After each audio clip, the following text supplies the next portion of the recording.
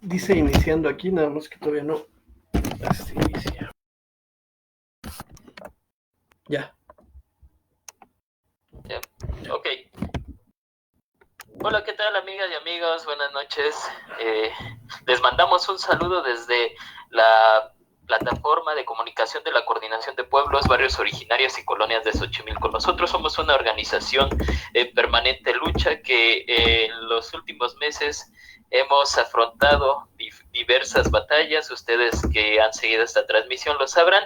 Y el día de hoy vamos a hablar sobre un tema muy importante que casi no se ha tocado, que es el tema del nuevo aeropuerto en Santa Lucía, que al ser anunciado por el presidente Andrés Manuel López Obrador, pues nos gustaría adentrarnos y que nos comentaran qué sucede en torno a las comunidades que se verían afectadas por este proyecto. Y para eso tenemos en los micrófonos al compañero Arturo Hernández de la organización 12 Pueblos Originarios de Tecámac. ¿Qué tal, Arturo? Buenas noches. Cuéntanos, ¿cómo estás? Buenas noches.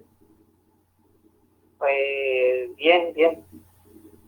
Y sí, bueno, ya queremos aprovechar el espacio para visibilizar la problemática que carrea el Aeropuerto Internacional de Santa Lucía, y no únicamente para nuestros pueblos, sino para la cuenca en general. ¿Sí? Nosotros la problemática la visualizamos en dos aspectos. Uno, decimos que es el impacto acumulativo que viene arrasando a la Cuenca de México de tiempo atrás, y el otro es el impacto directo que va a causar sobre nuestros pueblos. Pues es un poco largo, no sé cuánto tiempo tengamos para platicar. Tenemos una hora, así que adelante, compañero, usted siéntase libre de comentarnos al respecto. Pues mire, en cuanto al impacto acumulativo, decimos que originalmente la Cuenca de México es una cuenca lacustre. O sea, como ustedes saben, originalmente estuvo integrada por 5 lagos. Empezando de allá del lado de ustedes sería Xochimilco, Chalco, Texcoco, Tlantocan y Zumpango. Sí. Entonces, bueno, esos lagos para la naturaleza siguen vivos, en el sentido de que no ha habido un fenómeno natural que los deseque. Su desecación ha sido mediante actividades mecánicas. Esta empezó en el siglo XVII, a principios del siglo XVII, con el Tajo del Nochistongo, y pues de ahí no ha parado. Pasó por el Gran Canal de Desagüe, por el sistema de bombeo, por el drenaje profundo, y hoy los túneles emisores, el central, el poniente, el que acaban de inaugurar no tiene mucho, el oriente. ¿Sí? Entonces, bueno, sí, todo eso ha constituido una red de drenaje que es la más compleja, una de las más complejas del mundo, con lo que ha terminado de desecar los lagos. Pues. Entonces, bueno, sí, esto a su vez trae consigo otra problemática, de que, bueno, sea en agua potable o en agua dulce, la ciudad siempre ha sido deficitaria, o sea, desde Tenochtitlan hasta nuestros días. Tan es así que ya en el México prehispánico se tenía que importar el agua de Chapultepec mediante un acueducto. Posteriormente, ya en el Porfiriato, les tocó el turno a ustedes. ¿Sí? Trajeron el agua de los manantiales de Xochimilco para el centro de la Ciudad de México. Y como eso fue insuficiente, se tuvieron que perforar varios sistemas de pozos a lo largo y ancho de la Cuenca de México, tanto en la ciudad como en su periferia, y la zona conurbada.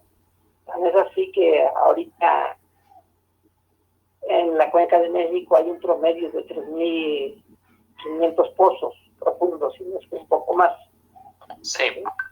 pues de los 60 metros cúbicos que consume la Ciudad de México y su zona conurbada, el 70% lo aporta la propia cuenca de México. Pero bueno, esto que ha traído como consecuencia que desde la década de los 40 del siglo pasado, 50 del siglo pasado, se haya manifestado un hundimiento permanente, empezando por el centro de la ciudad. Llegó a grado tal de que el centro se hundía en un promedio de 35 centímetros por año. Entonces, bueno, Sí. ¿cómo se logró aminorar eso? Importando el agua de cuencas vecinas. Y se empezó con el Lerma, ¿sí? Y se continuó con el Chamala, de tal forma de que ahorita nos llega de esas cuencas agua aproximadamente de 16 metros cúbicos por segundo. Pero si bien es cierto que el hundimiento en el centro de la ciudad ha minorado, no ha parado, su periferia hoy se está hundiendo. Por ejemplo, al lado de Xochimilco se está hundiendo en un promedio de 30 centímetros anualmente, para el lado de Chalco, por lo consiguiente.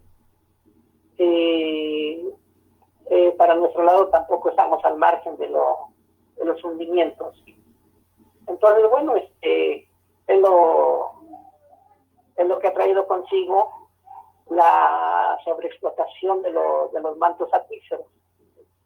Entonces, bueno, cuando nosotros decimos que la Cuenca de México no aguanta ningún megaproyecto más, es por eso, pues, porque la intención que tiene el grupo de poder es desdoblar la Ciudad de México sobre su periferia, de tal forma de que se conurbe desde Morelos hasta Querétaro, desde Puebla hasta Toluca, pues, de tal forma que de los 22 millones aproximadamente de habitantes que somos hasta ahora, se pretende duplicar al 100%. Se pretende que para 2050 sea 45 millones de habitantes en la Cuenca de México, en la zona conurbada de la Ciudad de México, perdón. ¿Sí? Entonces, bueno, dentro de eso está el Aeropuerto Internacional de Santa Lucía como pivote de desarrollo de todo eso. ¿Sí? Entonces, bueno, lo que decimos que la única variante de cuando el proyecto estuvo en Texcoco es de que ahí en la manifestación de impacto ambiental se hablaba de una aerotrópolis. Aquí no, aquí en la manifestación de impacto ambiental únicamente habló exclusivamente del aeropuerto. Sin embargo, hoy en día se viene manejando el surgimiento de una ciudad aeroportuaria con hoteles de 5, 4, 3 estrellas, con complejos industriales y pues prácticamente lo mismo que era la aerotrópolis. Entonces, decimos, todo esto va a generar un colapso sobre la Cuenca de México. Y bueno, ese es el motivo de nuestra protesta, de nuestra inconformidad en contra de la construcción del Aeropuerto Internacional de Santa Lucía en cualquier lugar de la Cuenca de México.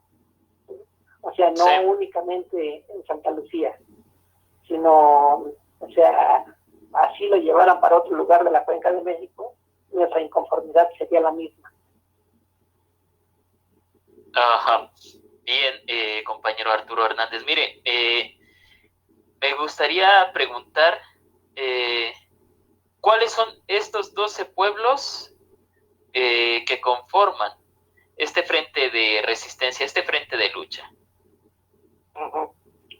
Sí, mire, es San Lucas Holox, pueblo milenario, Reyes Acosac, Santa María Joloapan, Santo Domingo Ajoloapan, San Jerónimo Xonacahuacan, San Pedro Pozohuacán, Santa Cruz Tecámac, San Pablo Tecalco, San Francisco Coatliquisca, Ozumbillo, Santa María Zumbilla, perdón, y San Pedro Arzompa.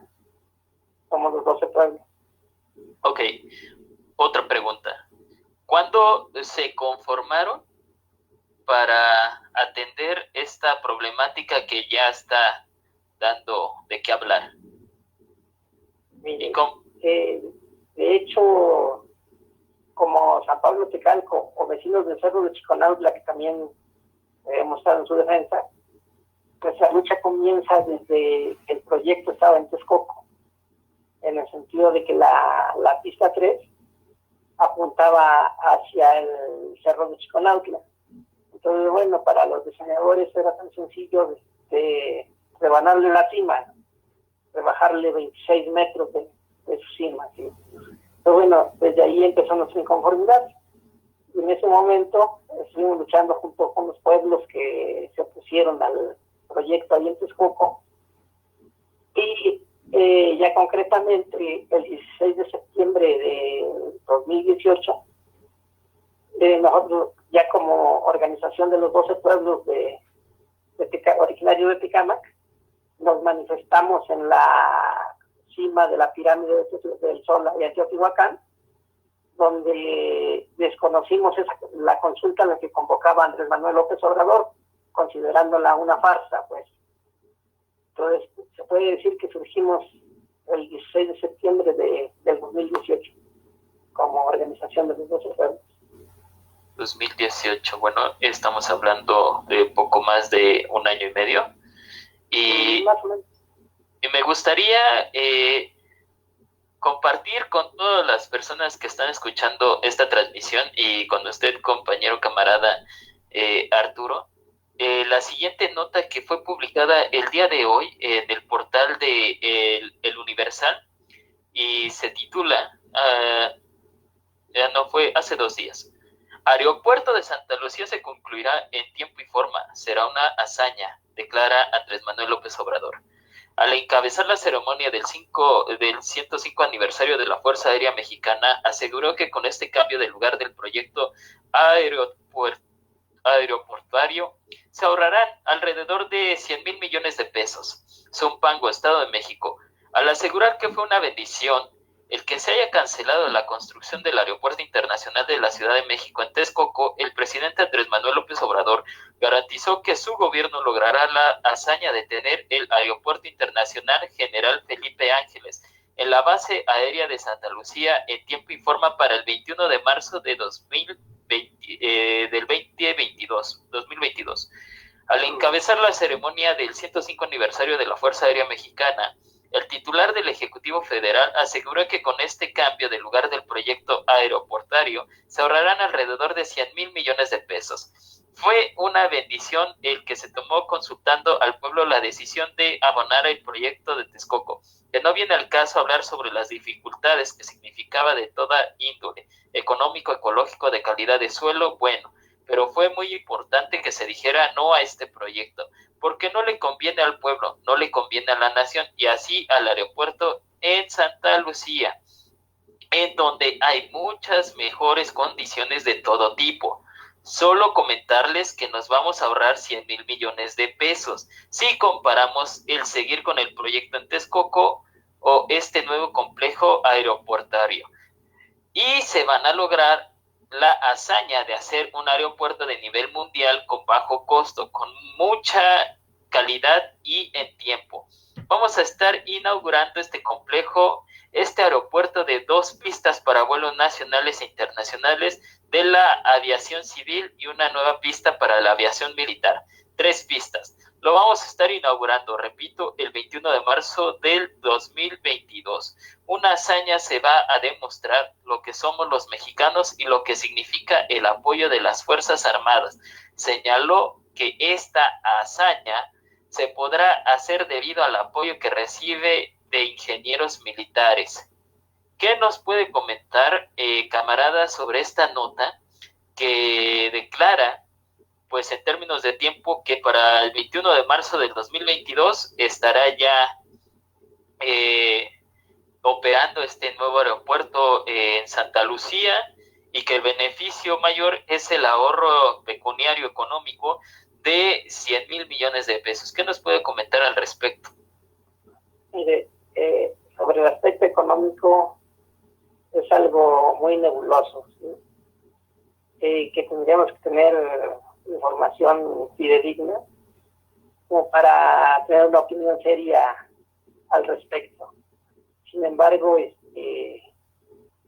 pues sí quedan muchas dudas, en el sentido de que, o sea, si hablamos del aspecto económico, o sea, simple y sencillamente, en Texcoco, a la Sedena le tocó construir la barra perimetral, no es un secreto, es públicamente sabido. Ajá. Entonces, bueno, simple y sencillamente en la construcción de la barra perimetral, la Sedena y el propio Universal lo reporta. La Sedena inventó 45 empresas fantasmas, ¿sí? En las cuales hizo un fraude de varios millones de millones de pesos, pues, sin dar el dato. El Universal del 24 de enero, si no mal recuerdo, ahí se puede encontrar el dato concreto. Y por un lado, pues, entonces, ya por experiencia propia, podemos decir que cómo se echaron abajo los amparos que interpusimos en contra de la construcción del aeropuerto aquí en Santa Lucía, y que se argumentó que Santa Lucía es un sitio estratégico de seguridad nacional. Entonces, bueno, aquí ¿por qué lo relaciono? Porque con ese argumento de que las Fuerzas Armadas, su información es secreta, de esa manera se ha prestado para que realicen múltiples fraudes y queden impunes, pues, por un lado. Ahora, por otro lado, con la pandemia que estamos viviendo, de la cual ojalá podamos hablar más después, pero queremos manifestar lo que conocemos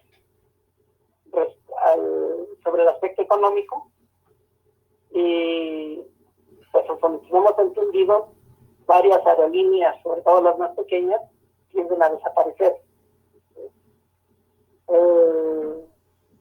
Las líneas más grandes están sufriendo una crisis económica, y si tomamos como ejemplo 2008, la crisis de 2008, las aerolíneas tardaron 5 años para reponerse. Entonces, hoy la crisis que estamos viviendo, que es de carácter económico, es estructural, ¿sí? En el sentido de que no es únicamente una nación la que la está resistiendo, sino es el mundo entero. Entonces, bueno, para que se recuperen las aerolíneas va a tardar mucho mayor tiempo. Ahora, por otro lado, la IATA, ¿sí?, ha recomendado, entre otras cosas, al gobierno de Andrés Manuel López Obrador que se abstenga de construir por el momento ese aeropuerto, en el sentido de que de lo que acabo de hablar, pues, de que la recuperación aeronáutica va a tardar tiempo en recuperarse. Entonces, pensamos, ahora, por otro lado, si hablamos también, o sea, sobre el aspecto económico, el barril de petróleo, el presupuesto de ingresos para la federación estuvo considerado en $49. Ahorita, ¿cómo anda? Sinceramente, el día de hoy no he leído el periódico, pero debe andar como en $10, en el mejor de los casos, pues. Entonces, ¿de dónde va a sacar esos recursos para construir su aeropuerto y sus megaproyectos en general? Entonces, esa pregunta la dejamos ahí para quien pueda responderla.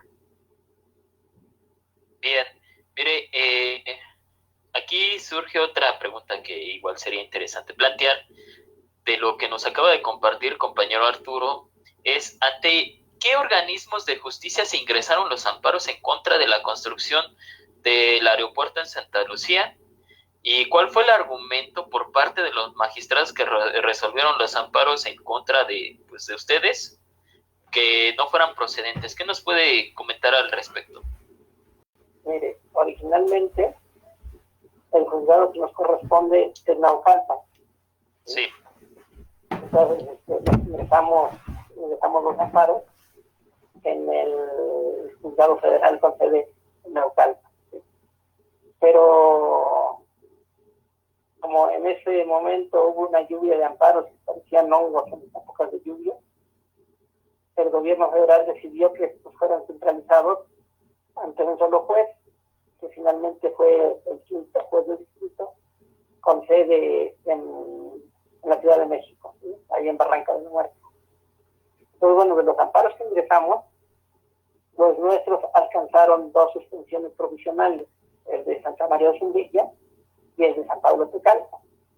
Entonces, bueno, posteriormente hubo una maniobra más que jurídica, fue política, cuando el Consejo de Seguridad Nacional, que es un órgano que responde a las órdenes directas del presidente de la República, en este caso López Obrador, pidió al Consejo de la Judicatura que lo reconociera como sitios estratégicos de seguridad nacional, ¿sí? Lo que es ilegal. Lo que es ilegal porque sabemos que los sitios de donde se desarrollan las Fuerzas Armadas no son de carácter estratégico, así como tampoco pueden ser de carácter estratégico sus uniformes. Y que finalmente, o sea, los sitios de el aspecto estratégico, perdón, Sí. o sea, corresponde al aspecto económico, ¿sí? A la Casa de la Moneda, Pemex, y todo lo que suscriba a la seguridad de la economía nacional, ¿sí? Y que, o sea, no podría estar exento de que la base aérea o las propiedades de la Sedena pudieran considerarse sitios estratégicos de seguridad nacional, pero no, en este caso no sería el presidente de la República el que lo decretara, sino tendría que ser una determinación del Poder Legislativo. Entonces, es ahí la ilegalidad del desconocimiento de nuestros amparos. Ok, es muy interesante este tema que pone usted sobre la mesa, compañero, sobre sitios estratégicos de seguridad nacional. Aquí una pregunta que surge es, ¿la zona donde se está desarrollando este megaproyecto está conformado por bienes comunales o bienes ejidales? ¿Hay ejidatarios? ¿Existe comuneros en la zona? La mayor parte fue, o sea, de por sí ya pertenecía a la Sedena. Hubo una expropiación a los ejidos en 1952 para la construcción de la base aérea de Santa Lucía, ¿sí? Que son alrededor de 2.361 hectáreas, si no mal recuerdo. No tengo el dato exacto, pero por ahí así. Ajá. Y para completar el proyecto sobre más de 3.000 hectáreas, se está echando mano de los ejidos de San Miguel Altoca, de San Lucas Jolox y de Tonanitla. En un principio también se decía que iban a echar mano del ejido de Santa María Zumbilla. Ahorita concretamente son los ejidos que están siendo afectados. Bien. Es que es interesante también conocer este tipo de historias sobre la expropiación de la zona ejidal o comunal por parte de los gobiernos. Usted ya citó un dato y un año en específico, pero también es importante comentar lo siguiente. Entro al portal de eleconomista.com.mx, donde el pasado 17 de febrero del presente año se declaraba un avance del 5.4% sobre el proyecto. Aquí la pregunta que es hacia usted, compañero, es ¿qué acciones organizativas están llevando a cabo los 12 pueblos en resistencia para evitar que estos puntos porcentuales sigan avanzando? Mire, o sea, el aspecto jurídico no lo abandonamos. Ajá. ¿Sí? O sea, está pendiente la audiencia constitucional que se tendría que ser realizado ahora en el mes de abril, Pero bueno, esto es así, finalmente se difieren y lamentablemente así es el aspecto jurídico. Ahora, consideramos de que el aspecto jurídico de por sí ha estado viciado, ¿sí?, a favor del proyecto. Entonces no podemos, o sea, si bien es cierto, no lo abandonamos, pero tampoco podemos confiar en él. Pues lo que hemos tratado de hacer es reorganizarnos al interior de los 12 pueblos y establecer alianzas con otros sectores que van a ser afectados también en materia de desabasto de agua. O sea, estamos hablando concretamente de que el agua se pretende traer del Valle del Mezquital. ¿Sí? Estamos platicando con los compañeros, estamos viendo la forma de que podamos hacer una sola resistencia entre ellos y nosotros como pueblos, como pueblos afectados. Entonces, la idea era realizar una asamblea regional, ¿sí?, en el marco de la celebración del aniversario luctuoso del general Emiliano Zapata, en el marco de la convocatoria del CNI, Consejo Indígena de Gobierno, pero se dio lo que sabemos, pues, y quedó pendiente. Entonces, bueno, nosotros,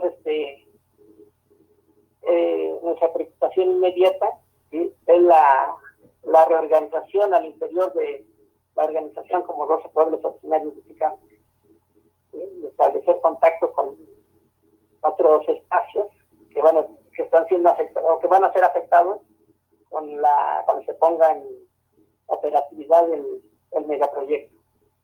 Ok, permítame hacer una pequeña pausa, todavía continuamos. Queremos mandar un saludo a todas las personas que están siguiendo esta transmisión en vivo y también solicitarles su apoyo para poder compartir en su muro personal o en algún otro grupo para que esta información que nos está compartiendo el camarada, compañero Arturo Hernández, perteneciente a la organización 12 Pueblos Originarios de Tecámac, pueda extenderse, que pueda ampliarse esta voz a través de estas redes sociales, a través de esta transmisión en vivo en Facebook. Recuerden que nosotros somos la Coordinación de Pueblos, Barrios Originarios y Colonias de Xochimilco.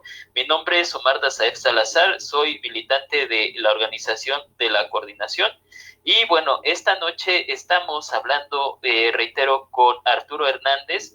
Y bueno, compañero camarada, me gustaría preguntar lo siguiente. ¿La opción de ampliar el aeropuerto en Toluca es viable o no es viable? ¿Qué opinan pues las personas que están participando en este frente de batalla, en esta organización? ¿Cómo ven este tema de ampliar el aeropuerto en Toluca? ¿Qué nos puede comentar al respecto? Es que de hecho, después de que Fox fracasó allá en 2001 el intento de construir el aeropuerto en el lago de Texcoco, por las razones que todo el mundo conocemos, se formó una comisión a nivel federal que buscara una opción, una alternativa para atender el problema del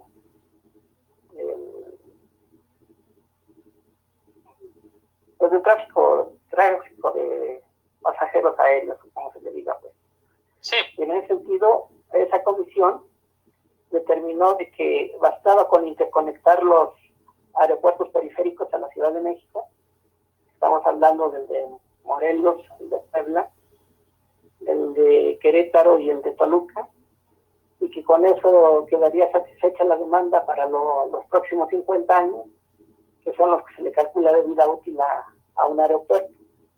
Incluso el aeropuerto de Toluca no únicamente quedó en proyecto, se le inyectó recursos de tal forma que quedó listo para transportar 8 millones de pasajeros anualmente.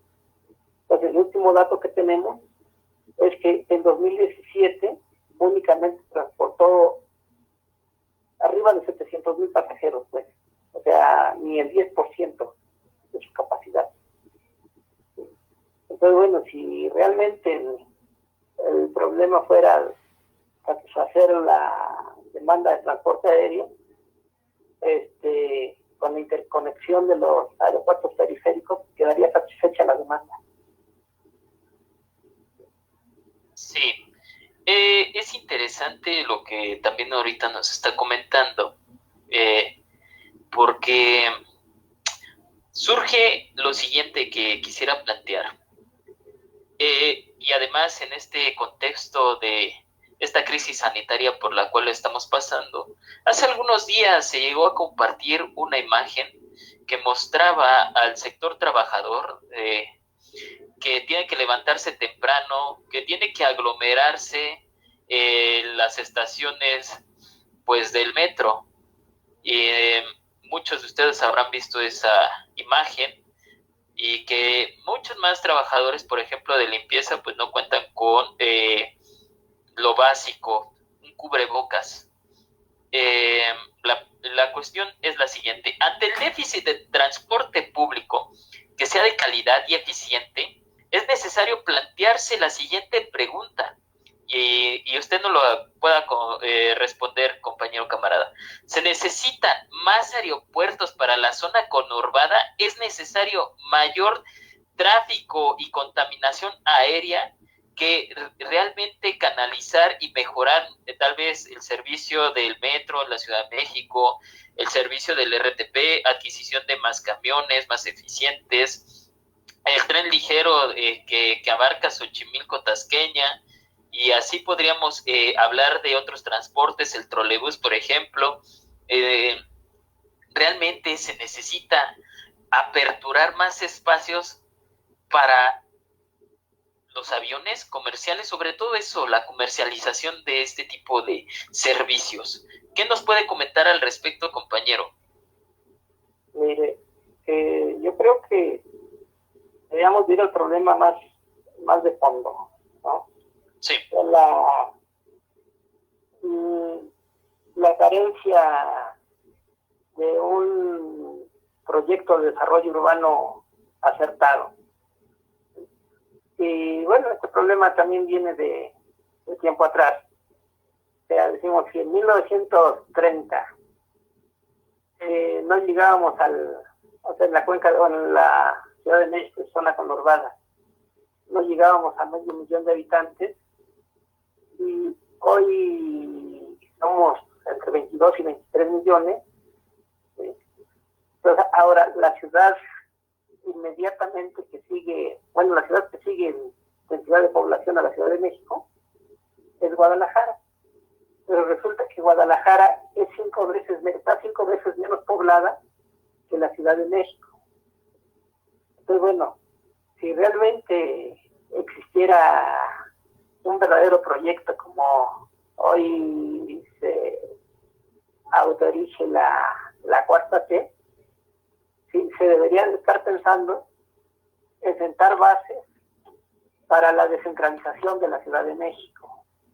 O sea, todo lo que se haga, y en cuanto a querer mejorar el sistema de transporte urbano, sinceramente sería proyectos aislados, pues, que mientras no se atienda de fondo la problemática que padece la Ciudad de México,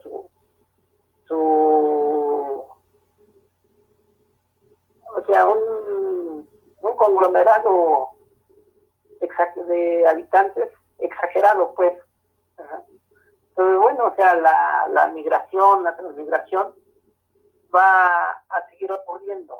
Entonces, bueno, o sea, ahorita, por ejemplo, en la Ciudad de México, en el centro y su periferia, circulan alrededor arriba de 300 vehículos por kilómetro. Si tomamos, por ejemplo, una ciudad de Estados Unidos, Los Ángeles, ahí apenas la circulación es de 140 vehículos por kilómetro.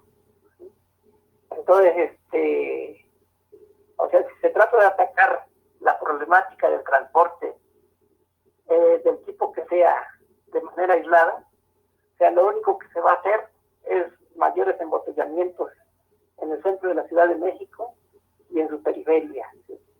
Entonces, bueno, entre esto del aeropuerto, sinceramente lo único que va a traer, al menos para la zona norte, va a ser mayor congestión vehicular, mayor contaminación atmosférica. Entonces, pues vuelvo a reiterar, si la cuarta T se propone un proyecto histórico, lo histórico sería eso, o sea, sentar las bases para descentralizar en un futuro a mediano plazo la Ciudad de México. Bien, aquí volvemos a hacer una pequeña pausa otra vez. Qué bueno que nos están sintonizando, compañeras, compañeros, que están siguiendo esta transmisión en vivo emitida desde la Coordinación de Pueblos, Barrios Originarios y Colonias de Xochimilco. También nosotros queremos interactuar con ustedes, escribir en la caja de comentarios algunas preguntas que quisieran realizarle al compañero Arturo Hernández.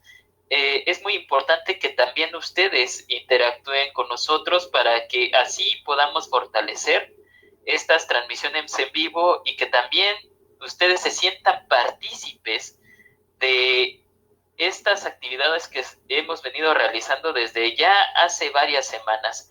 Es muy importante que ustedes puedan ir escribiendo también preguntas, comentarios al respecto de este tema que es el nuevo aeropuerto de Santa Lucía, y los estaremos leyendo en vivo y se los transmitiremos al compañero Arturo Hernández. Bueno, continuamos, compañero. Surge otra pregunta más. ¿Entrar o no entrar en un proceso de consulta para la construcción del nuevo aeropuerto en Santa Lucía? Es decir, ¿existe una consulta antes o podría ser que se considere como una imposición por parte de Andrés Manuel López Obrador? ¿Qué nos puede comentar al respecto? Ya lo decíamos en un principio, de que esa consulta no fue más que un simulacro, en el sentido de que, es decir, si lo vemos desde el aspecto jurídico para empezar, si las consultas se hacen, ese tipo de consultas se hacen en el marco de una elección. En este caso no hubo ninguna elección para diputados, para presidente de la República, etcétera, etcétera. O sea, en ese espacio es donde se insertan las consultas. ¿Sí? Ahora, esta consulta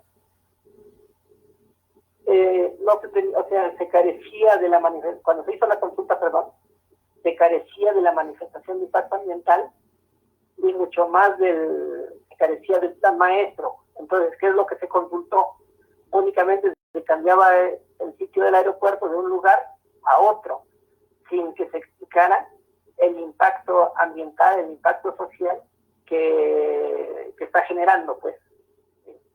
Por otro lado, decimos que debió de haber habido una consulta, pero en este caso quienes debimos de ser consultados somos los pueblos originarios de la zona.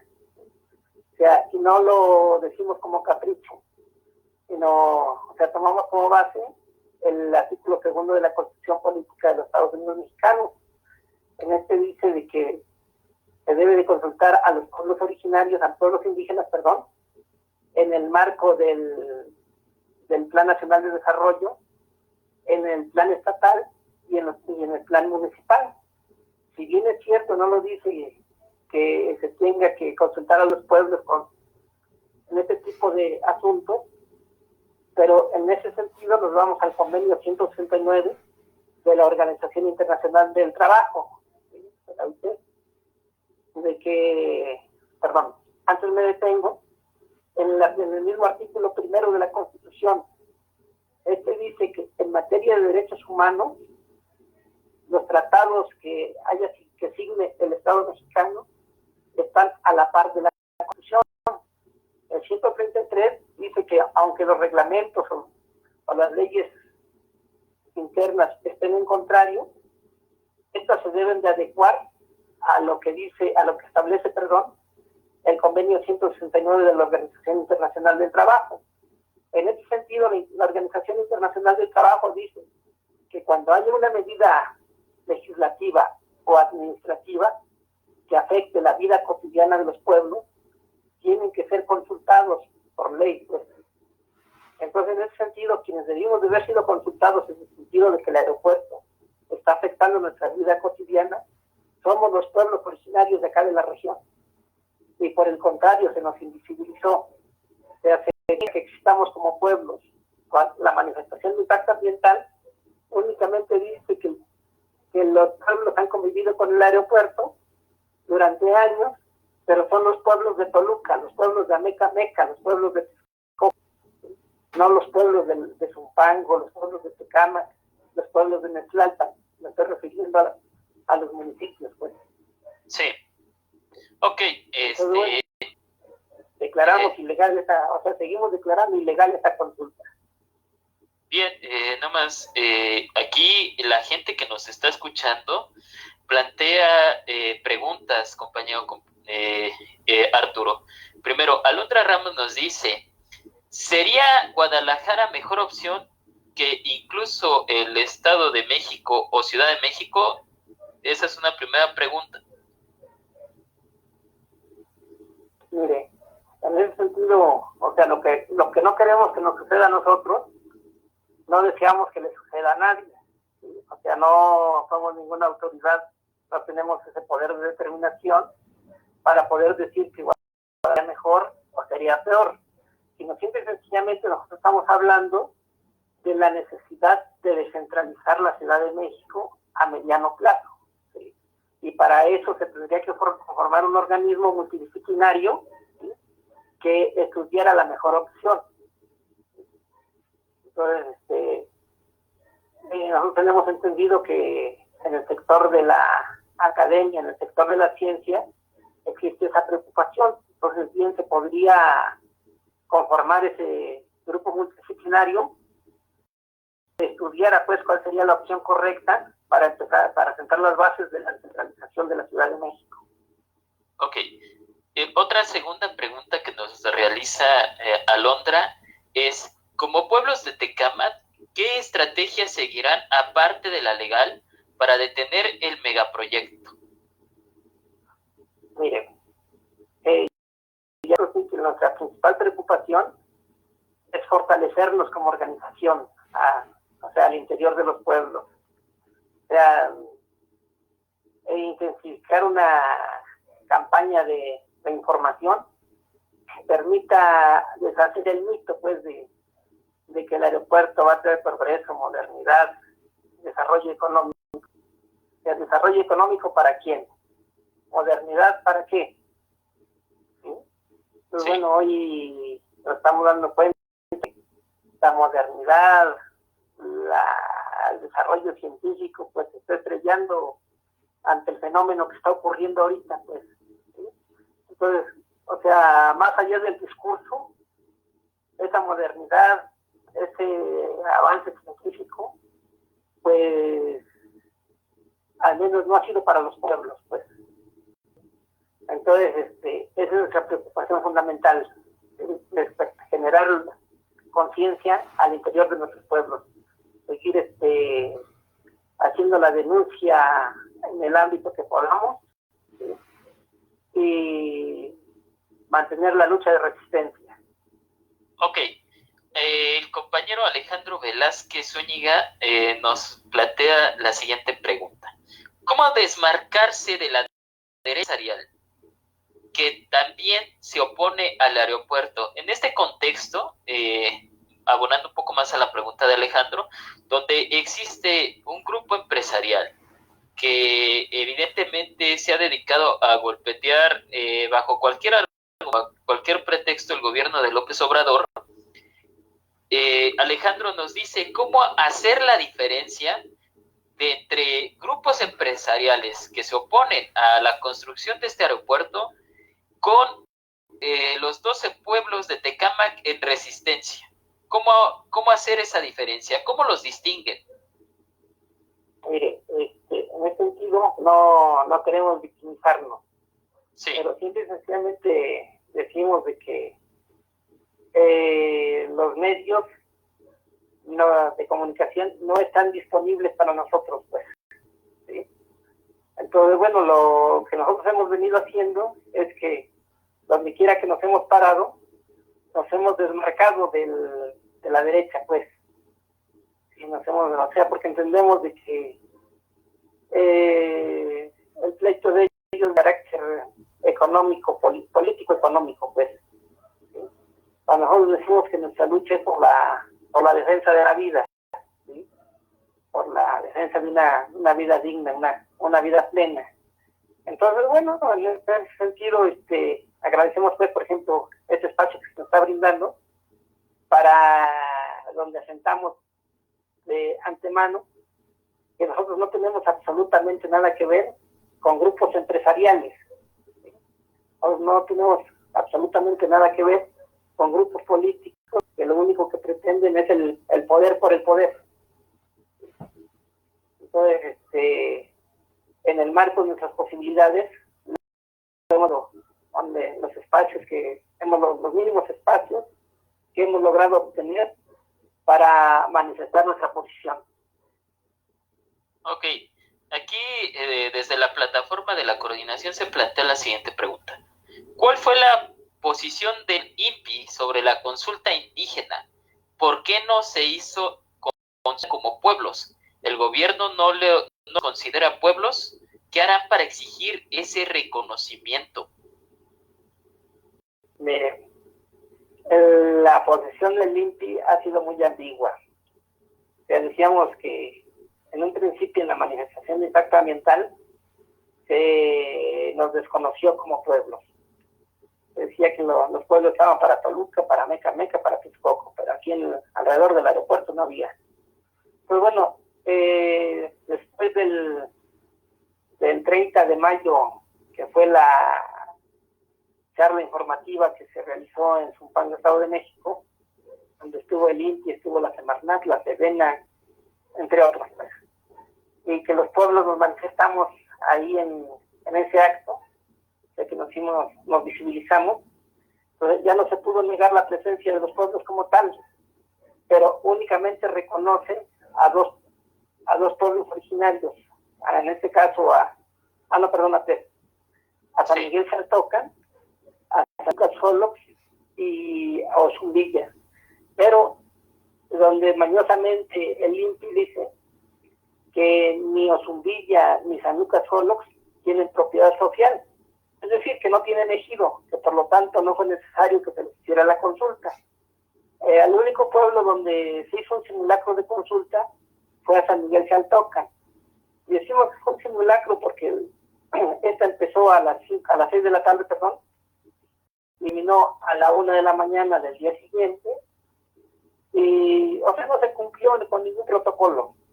Me dieron 1 hora para deliberar y condicionaron el sí a cambio que se les introdujera o se les construyera algunos servicios que el Estado de por sí está obligado a brindarlos. Entonces que su respuesta quedó condicionada a que dieran el sí. Nosotros decimos que no fue una consulta la que se realizó sobre el pueblo de San Miguel Xaltocan. Y sobre los otros pueblos, les digo que supuestamente no se nos consultó porque no tenemos propiedad social. Me estoy refiriendo al caso de San Lucas Xoloc y Santa María Ozumbilla. Entonces, bueno, nada menos en el marco de la actividad de la Madre Tierra, Samir Somos Todos, nos manifestamos ahí frente al INPI, y donde exigimos pues que se nos visibilizara. Entonces, consideramos de que es algo importante estar presionando a el INPI de que realmente sin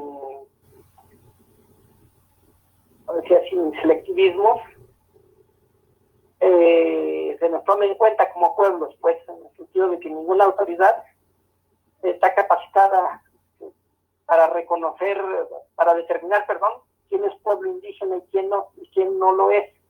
O sea, finalmente quien se debe de determinar, es el propio pueblo, no es ninguna autoridad, sea la que sea el INPI o sea el que sea. Entonces, en ese sentido, nosotros como pueblo nos reconocemos como pueblos originarios, y eso es suficiente lo que le corresponde es reconocerlos como pueblos originarios. Ok, excelente. Continuamos, amigos que están siguiendo esta transmisión en vivo a través de la Coordinación de Pueblos, Barrios Originarios y Colonias de Xochimilco, para todos ustedes desde Facebook Live. Es importante que, pues, ustedes ya escucharon al compañero camarada Arturo, que se pueda difundir esta lucha, que nos puedan ayudar haciendo 2 clics en compartir y publicar desde sus espacios en Facebook. Muy importante que se pueda dar a conocer esta lucha que nos está comentando el compañero, pero vamos a continuar.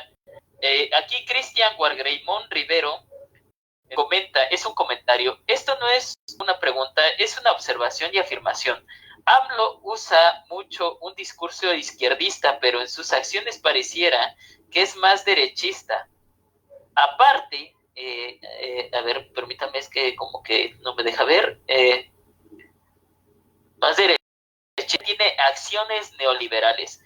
El aeropuerto responde a las necesidades de un desarrollo para el país, un crecimiento económico, pero en el cual terminan perdiendo los pueblos originarios, como ya ha ocurrido en sexenios pasados.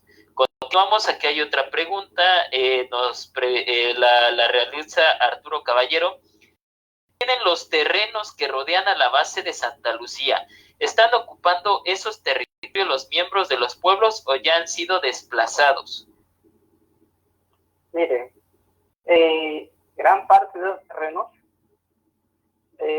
pertenecieron originalmente al lago de Texcoco, al lago de Saltocan, perdón. ¿Sí? Y otra parte corresponde al ejido de los pueblos.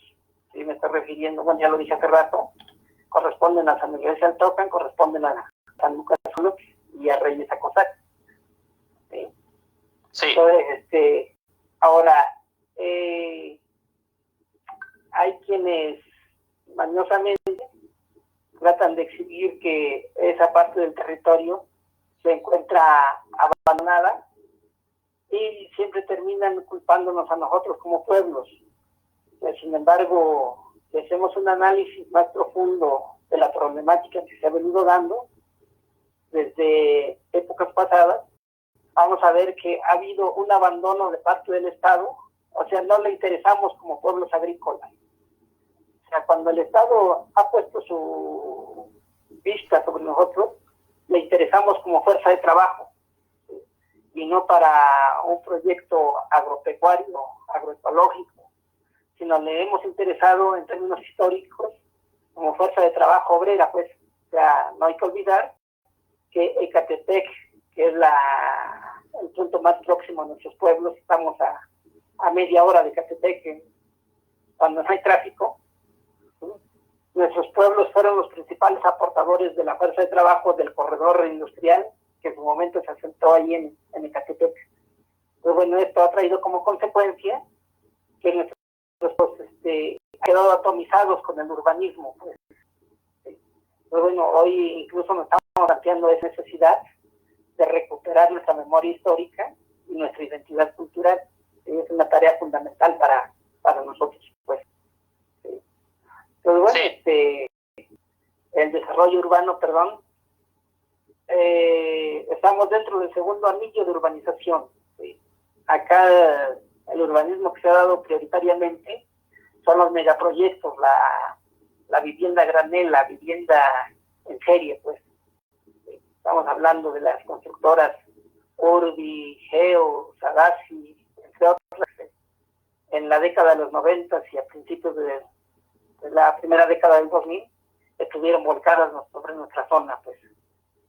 Ok. Entonces, o sea, ha repercutido en la forma de ser de nuestros pueblos. Bien.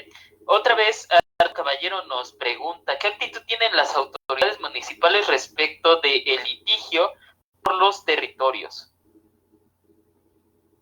Mire, aquí más bien hablaríamos sobre la actitud que han adoptado los presidentes municipales de los afectados. ¿Sí? A ver, cuando se ha tratado de tomar esta foto, han estado ahí con respectivos gobernadores de estado. Y me estoy refiriendo con Alfredo del Mazo, me estoy refiriendo con el gobernador del estado de Hidalgo, como se llama, Omar Fayad. Sí. Y con el propio presidente de la República se han tomado la foto ahí al interior de la base aérea. Pero cuando se les ha pedido información de manera formal, ¿a qué me estoy refiriendo? De que antes de que el director de la Semarnat, el secretario de la Semarnat, ¿cómo se llama? Víctor Manuel Toledo, otorgara esa autorización, le requirió su información, su opinión técnica a cada uno de estos presidentes municipales, y ninguno contestó formalmente. Pues bueno, ahí debieron de haber dicho de que el territorio no estaba apto para el aeropuerto por las deficiencias que tiene, o en su defecto, que estaba apto en hablar de las cualidades que reúnen los territorios, pues, pero no hicieron ni lo uno ni lo otro. Simple y sencillamente, hablando en términos coloquiales, nadaron de a muertito, o han nadado de a muertito. Pues. Ok, vamos a leer algunos comentarios, ya casi nos estamos despidiendo, compañeras, compañeros que están viendo esta transmisión en vivo a través de la plataforma Coordinación de Pueblos, Barrios Originarios y Colonias de Xochimilco. Ustedes recordarán que nosotros también somos una organización y que hemos estado compartiendo estas dinámicas desde que se declaró la cuarentena para todo el país. Nos comenta aquí Betty Orte: los 12 pueblos originarios están defendiendo la ecología, agua, madre tierra, bienestar, seguridad. Están siendo expropiados en San Lucas Xolox, aproximadamente han sido 1,200 hectáreas. Saludos, Diana Tlazocomati, saludos, compañeros. Continúa Betty. Cabe mencionar que el pueblo San Lucas Xolox no se realizó una consulta ciudadana, siendo este un pueblo minoritario. Sus pueblos tienen estatutos internos aprobados por la Asamblea, nos comenta Arturo Caballero. Continúa Betty Orte: fundado en el año 1020 en la segunda incursión chimeca por el caudillo Xolot. Y bueno, ya casi nos vamos. Permítanme, los comentarios van así. Betty Orte: estos ejidos no pertenecen a Reyes Acosac, sino a San Lucas. ¿Qué pasó, locutor?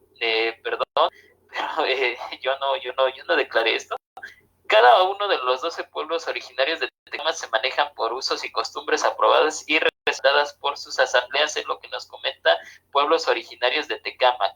Y nos vamos con esta de Beatriz Rivero, que nos comenta: ¿cómo atender la lucha de resistencia contra el AISL con lo que devela la pandemia para la Ciudad de México y su zona conurbada en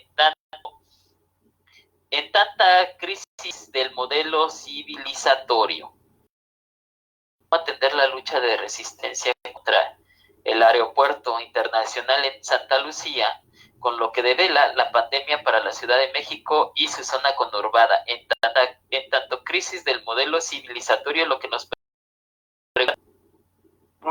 Sí, primero que nada quisiera reconocer de Rossi, perdón, Reyes Acosac no tiene ejidos, los elegidos de San Lucas Xolox, y se acepta pues el error.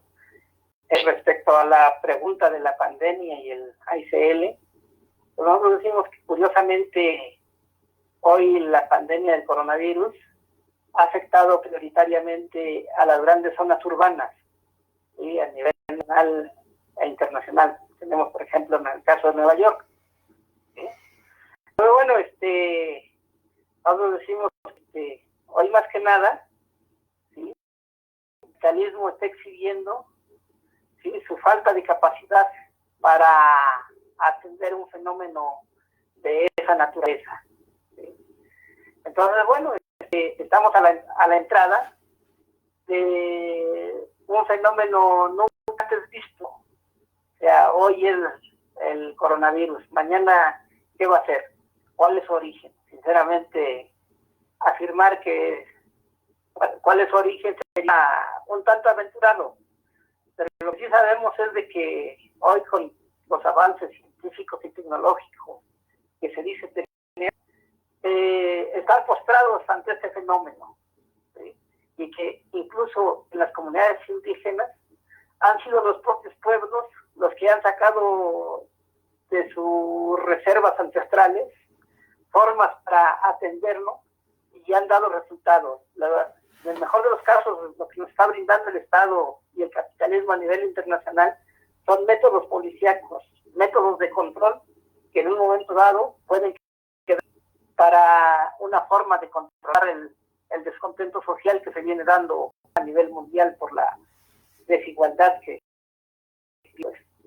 entonces decimos que seguir concentrando mayor cantidad de población en la cuenca de México pone se proclive a que cualquier enfermedad del carácter que sea mucho más nociva, ¿sí?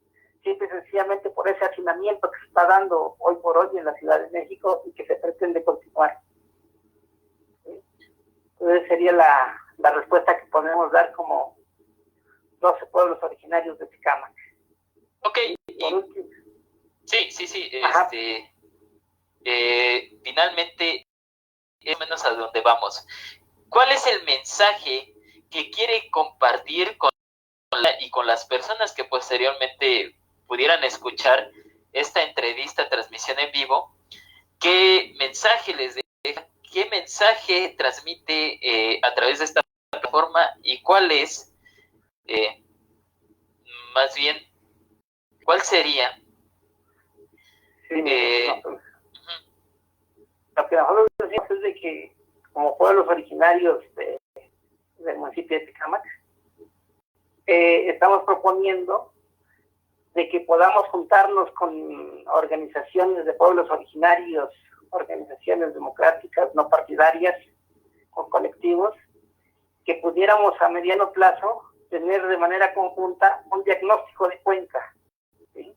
Y que una vez teniendo el diagnóstico de cuenca, armáramos una cosa colectiva que de manera conjunta exigiéramos al mundo de la academia. Es que si la investigación nos vamos a dar cuenta cómo han corrido mares de tinta, cómo han corrido toneladas de madera de celulosa en un montón de libros donde se habla de la problemática que arrastra ya la cuenca, pero finalmente esos científicos o esos académicos han tenido una actitud ambigua ante el gobierno, pues, siempre han terminado plegándose, incluso hemos hecho cómplices de lo que está sucediendo.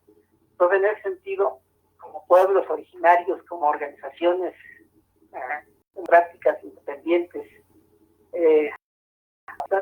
pudiéramos obtener de manera colectiva ese diagnóstico de cuenca, pues ese sería el mensaje que podría brindar. Sí, era eso, el mensaje y propuesta. Efectivamente, bueno, amigas y amigos, hemos llegado al final de esta transmisión en vivo para todos ustedes a través de la Coordinación de Pueblos, Barrios Originarios y Colonias de Xochimilco. Seguiremos estas dinámicas, no se pierdan las próximas transmisiones que estaremos realizando para el día de mañana y el resto de semana que tenemos. Es muy importante que ustedes nos apoyen, compartan charlas desde su muro personal. Si ustedes pueden compartir algunos grupos donde ustedes estén, funciona y beneficia mucho a difundir estos mensajes que son importantes, ampliarlos y de mi parte es todo. Mi nombre es Omar Dazaev Salazar, miembro de la Coordinación de Pueblos, y me despido.